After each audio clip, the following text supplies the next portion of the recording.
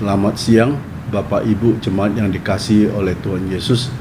Kembali kita bertemu di siang hari ini dalam acara siraman rohani. Doa dan harapan saya, Bapak Ibu jemaat yang dikasihi oleh Tuhan, dalam keadaan yang baik, sehat selalu, berkat melimpah daripada Tuhan Yesus dalam kehidupan Bapak Ibu. Sebelum kita merenungkan firman Tuhan pada siang hari ini, mari kita berdoa. Tuhan, terima kasih Tuhan untuk siang hari ini ya Tuhan. Kembali kami hadir di hadapan-Mu untuk bersama-sama merenungkan firman Tuhan.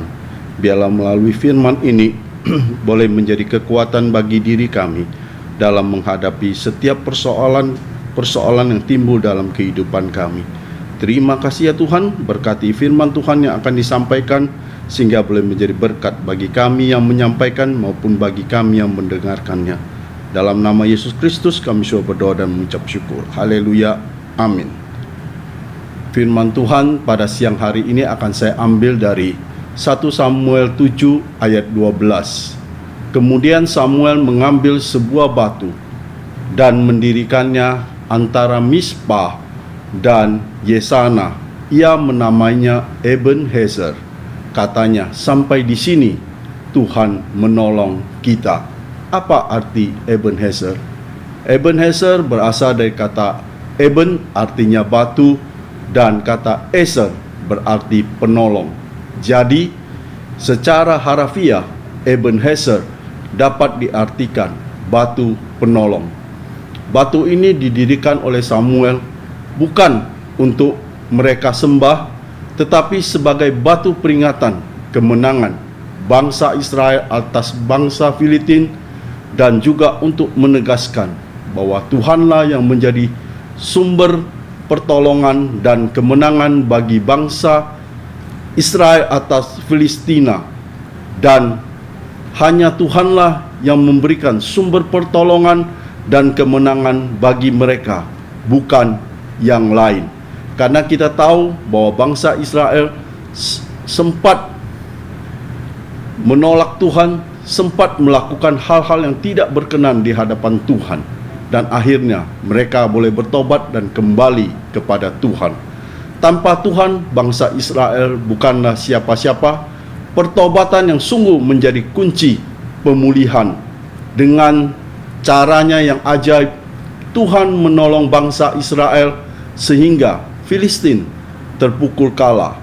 Melalui peringatan ini Samuel berkata, sampai di sinilah Tuhan menolong kita.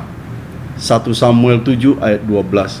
Sebagai orang percaya, kita diingatkan untuk tidak melupakan pertolongan Tuhan dalam hidup kita dan senantiasa hidup dalam ketaatan. Ketika kita taat, penyertaan Tuhan tidak akan pernah berlalu dalam kehidupan kita.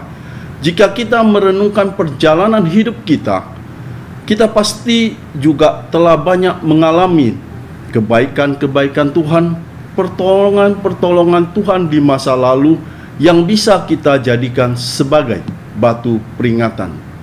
Mungkin kita pernah disembuhkan Tuhan dari sakit yang sudah parah, bisnis atau usaha kita yang sudah hancur, sudah berantakan, atau hampir mengalami kebangkrutan, namun kemudian kita mengalami pemulihan, kita dipulihkan. Mungkin juga kita sebagai seorang karyawan yang hampir di PHK, tapi Tuhan memberikan pertolongan sehingga kita masih tetap bisa bekerja.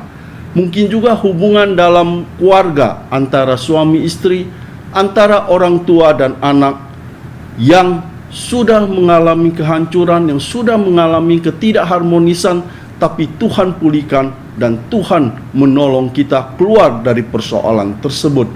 Atau kita pernah mengalami pertolongan Tuhan dalam bentuk yang lain. Kiranya semua pertolongannya dalam masa lalu menjadi sebuah batu peringatan yang membuat iman percaya kita semakin teguh di dalam Tuhan, dan membuat kita semakin mengasihi Tuhan, tetap percaya dan mengandalkan Tuhan dalam segala keadaan.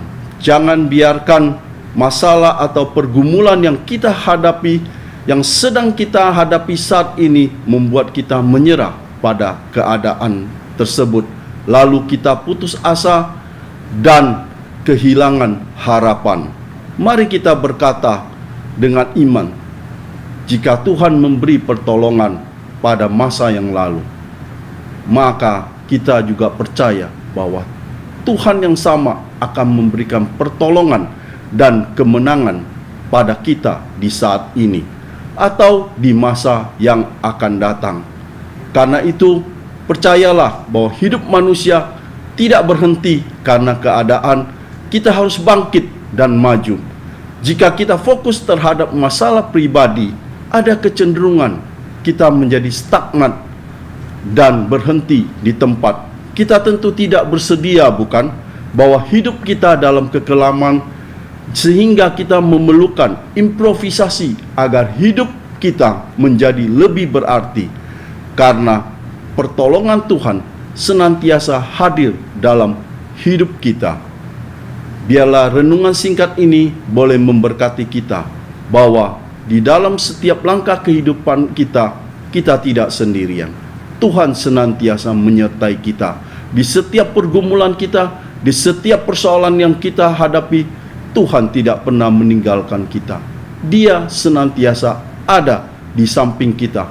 Dia senantiasa memberikan jalan keluar kepada kita. Yang harus kita lakukan adalah taat dan melakukan firman Tuhan. Amin. Mari kita berdoa. Tuhan, terima kasih Tuhan untuk renungan singkat ini. Biarlah renungan ini boleh menjadi kekuatan kami dalam menghadapi setiap persoalan yang kami hadapi, dalam menghadapi setiap pergumulan yang kami alami. Biarlah semua yang kami lakukan hanya demi hormat kemuliaan nama-Mu saja, dan kami yakin dan percaya pertolongan Tuhan senantiasa menyertai setiap langkah kehidupan kita. Terima kasih ya Tuhan, dalam nama Yesus Kristus kami sudah berdoa dan mengucap syukur. Haleluya. Amin.